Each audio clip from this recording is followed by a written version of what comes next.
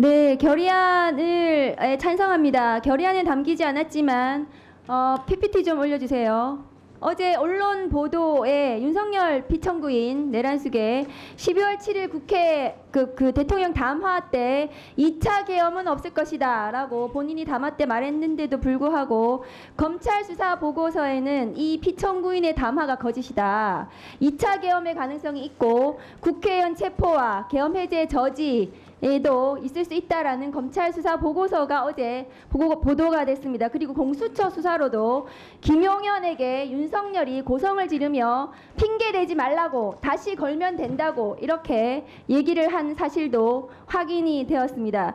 윤석열이 복귀를 하면 2차, 3차 계엄은 100%입니다. 잔인하고 사리 분별 능력이 매우 부족하기 때문입니다.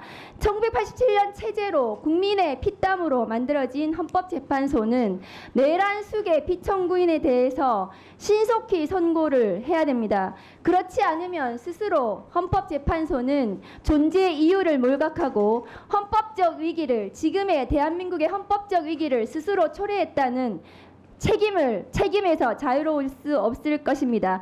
이 모든 것은 윤석열 때문입니다. 윤석열 때문에 판사와 검사가 그리고 헌법재판소마저도 법을 지키지 않기 시작했습니다. 법치주의가 붕괴되었고 헌법이 파괴되고 있습니다. 그런데 이런 윤석열 내란 수계를 풀어준 사람이 심우정 검찰총장입니다. 심우정 검찰총장은 지난 9월 인사청문회에서 인사청문회를 통과되지 못할 정도의 중대한 비위가 있었던 것이 지금 최근에 의혹으로 밝혀졌습니다. 올려주십시오. PPT 올려주세요.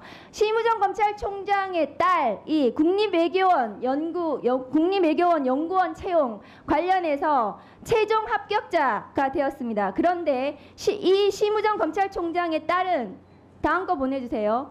해당 분야 석사학위 소지자여야 하고 2년 이상 교육 등등의 전공을 했어야 되는데도 불구하고 여기에 해당하지 않습니다. 심우정 검찰총장의 딸은 국제통상을 전공했습니다. 석사학위 소지자도 아니었습니다. 그런데 11명 중에 최고 점수를 받았습니다. 당시 국립외교원장은 박철희 서울대 교수고 이 심우정 검찰총장 딸의 대학원 교수입니다. 이 수업을 같이 들었습니다. 수업을 들은 것이 확인되었습니다.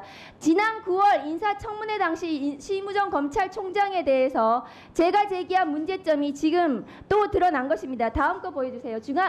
박철희 전 국립외교원장은 반일은 북한만 이롭게 하고 한국에 이롭지 않다는 칼럼을 쓰기도 했던 사람입니다.